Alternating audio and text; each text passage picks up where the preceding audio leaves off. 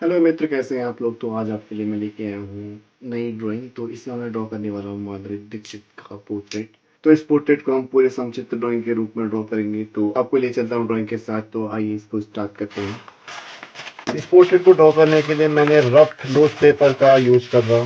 तो इसका हम 1/4 हिस्सा काट लेंगे। सबसे पहले हम इसको स्थायी रूप में संतुलन कर लेते हैं। पेपर को बोल्ड के अकॉर्डिंग हम इसको पूरा बिठा लेते हैं। इसके तुरंत पश्चात हम इसको ड्रॉ करने के लिए आज हम सबसे पहले एक 10B और एक 4B का यूज करेंगे। सिर्फ 2 पेंसिल का यूज करते हुए हम इस पोर्ट्रेट को पूरा कंप्लीट करेंगे। तो चरण दर चरण प्रक्रिया में इस पोर्ट्रेट को देखने के लिए आपका फिर से स्वागत करता हूँ। तो माधुरी दीक्षित के इस रेफरेंस को हम ड्रॉ करेंगे और इसका पूरा संक्षिप्त ड्राइंग का पार्ट आपको धीरे धीरे बताने का प्रयास करते रहेंगे। को ड्रॉ करने के लिए हमें अधिक रोशनी की आवश्यकता होगी। इस पोर्ट्रेट को ड्रॉ करने के लिए हम बिना ग्रेड के इसको ड्रॉ करने का प्रयत्न करेंगे। हम पोर्ट्रेट का उतना ही पार्ट ड्रॉ करेंगे जितनी हमें पहले पड़ाव में आवश्यकता होगी। अब हम इसमें सबसे पहले एक मध्यम रेखा आंखों के लिए पेपरों के बीचों बीच इस प्रकार से तिरछी खींचेंगे जिससे कि हमारा आइस का पोर्शन बैठे और इसके लंबवत हम क्षेत्रीय रेखा को ऊर्ध्व दिशा में लेते हुए चिन्ह के एरिए तक लेने की कोशिश करेंगे जिससे पोर्ट्रेट और आइस का बिंब एक समान बैठे। तत्पश्चात हम आइस की बाहों के लिए हम एक लाइन और खींचेंगे। उसके उपरांत पश्चात हम नोज और लिप्स वाले पोर्शन को इस प्रकार बिठा लेंगे और हम इसके फोरहेड वाले पोर्शन के लिए हम जितना हमारा नोज और आइज वाला एरिया होगा उसके अकॉर्डिंग इसको हम बिठाने का प्रयास करेंगे। इसको हम ढीले हाथों से बनाने की कोशिश करते रहेंगे जिससे क्या होगा कि ड्राइंग में हमारी पकड़ मजबूत बनी रहेगी।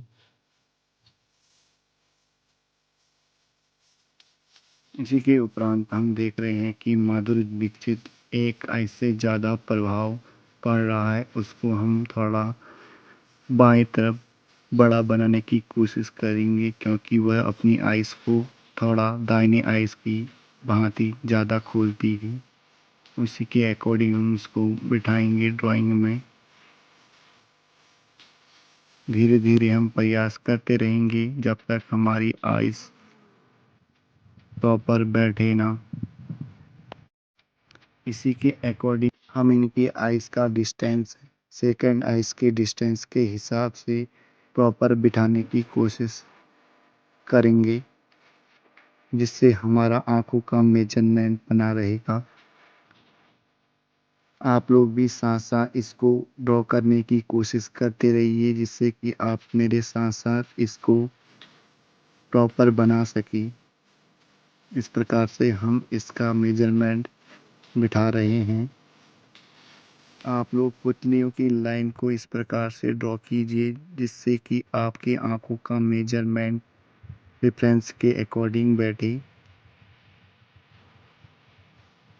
इस बीच आपने ध्यान रखना है कि आपके हाथों का दबाव पेपर पर कम पड़े और गहरी लाइनों का उपयोग कम करते हुए आप लोग एक परफेक्ट ड्राइंग स्वरूप को बनाने का प्रयास करेंगे। इस बीच आप इनके आंखों के हाव भाव को समझने का प्रयास करते रहिए। इनके नोज और भाव वाले एरिया को हम हल्के पेंसिल के हिसाब से इस प्रकार से लाने का प्रयास करेंगे। इस प्रकार से हमारा दूसरा भाव भी बनेगा। इसी के अकॉर्डिंग हम नोज वाले एरिया में हल्के हैचिंग के हिसाब से हम इसको बिठाने का प्रयत्न कर रहे हैं। आप लोग इस प्रकार से इसको परफेक्ट बनाने का कोशिश करें। इस बीच आपने यह भी ध्यान रखना है कि आपका ड्राइंग का पर्सपेक्टिव ड्राइंग के हिसाब से बैठे और आपके चिन वाले एरिया से आपकी ड्राइंग बाहर ना जाए।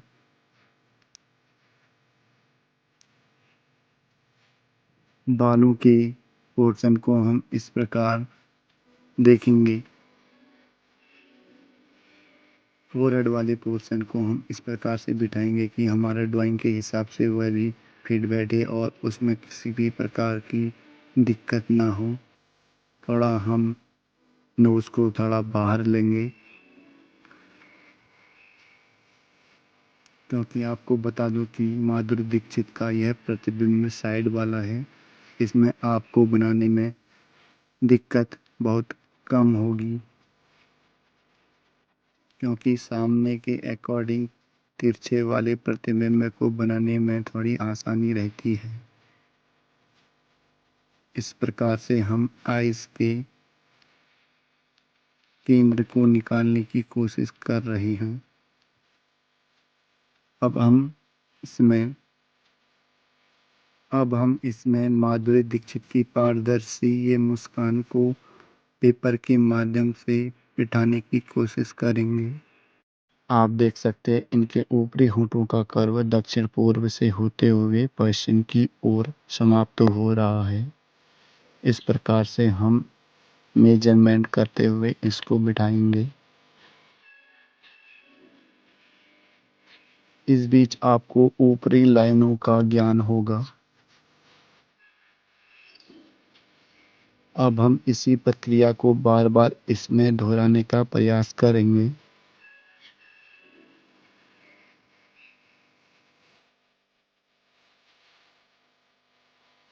इसी के अपेक्षित हम इनके दंत वाले भाग को बनाने का प्रयास करेंगे। तत्पश्चात हम इनके निचले वाले होठों को लंबवत चिन के बीचों बीच बनाने का प्रयत्न करेंगे। इसी के ऊर्ध्व हमने चिन वाली लाइन को कान तक ले जाने का प्रयत्न करना है। सांकेतिक लाइन को पतला या बढ़ाने का प्रयत्न भी करते रहना है। अब आप देख सकते हैं यह छवि चित्र प्रॉपर उसी दिशा में बैठ रहा है जिस दिशा में इसको हम ड्रॉ करना चाहते हैं। अब इसके उपरांत पश्चात हम बॉडी की अन्य पोर्शन को बिठाने का प्रयत्न करेंगे।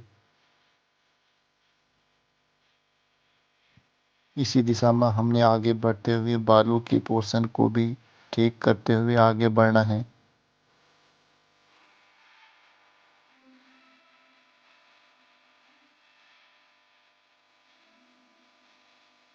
धीरे धीरे हम इन बालों की करवटों को ड्राइंग के हिसाब से बिठाने का प्रयास करेंगे। एक हल्की मंद पेंसिल की लाइट से हमने इस पोर्ट्रेट को स्केच के तौर पे कंप्लीट कर दिया है।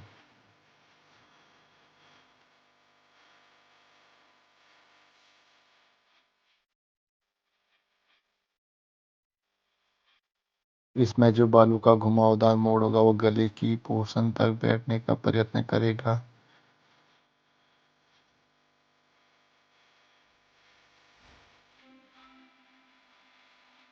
अपेक्षित लाइनों को ड्रॉ करने के पश्चात हमारा यह माधुरी दीक्षित का छवि चित्र स्केच के रूप में प्राप्त कर लिया है।